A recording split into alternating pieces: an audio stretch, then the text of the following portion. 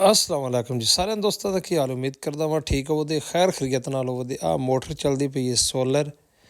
12 बजे का टाइम है तो बच्चे इंजॉय करते पे ने ना रैन चस लै रैन वहदे पे हो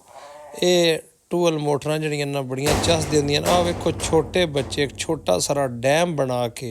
मुद्दे दसदे पे ने असी भी अपना पानी स्टाक कर सकते हाँ तू कला नहीं कर सकता उस्ताद हरी छापर धोंदे पे ने वो जो पानी रेड़ के आंदा पाया अगों सारा पानी इन्होंने छोटिया बच्चों डकिया है तो खेडते पे ने ये बड़ी एक शाही जिंदगी है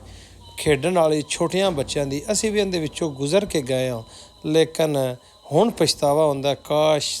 वो जिंदगी होंदी बेफिक्र सकून वाली जिंदगी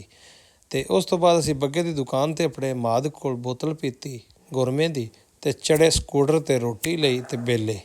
बेले जांदियां जांदियां बड़ा मौसम प्यारा सी आख्या वा बड़ी कमाल जड़ा ना मौसम है तो मोटरसाइकिल उलिया भजा रखा उत्थे अपने ते अनेर जड़ा चढ़ गया आ वेंदे हो ट्रैक्टर गलार छड़िया तो अनेर जड़ा है मोईद रहमान अरफान ते मैं तरावे अनेर दे विच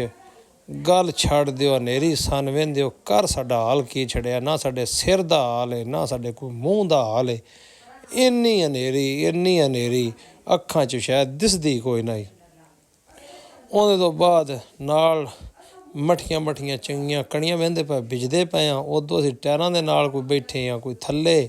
ਕੁਝ ਉੱਤੇ ਟਰੈਕਟਰ ਤੇ ਬੈਠਾ ਉਹ ਛਾਬਾ ਸਾਡਾ ਉੱਡਦਾ ਉਹ ਫੜ ਕੇ ਵਿਚਾਰਾ ਉੱਤੇ ਬੈਠਾ ਸੀ ਥੱਲੇ ਤੌਬਾ ਯਾ ਅੱਲਾ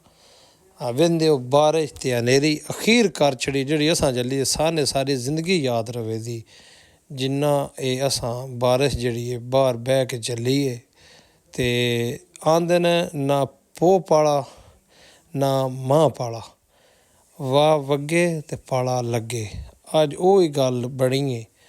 तो अज जेठ च बारिश हुई हवा चली तो पाला लगना शुरू हो गया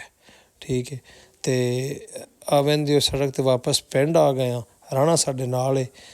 तो अगर वीडियो अच्छी लगी हो ज़रूर लाइक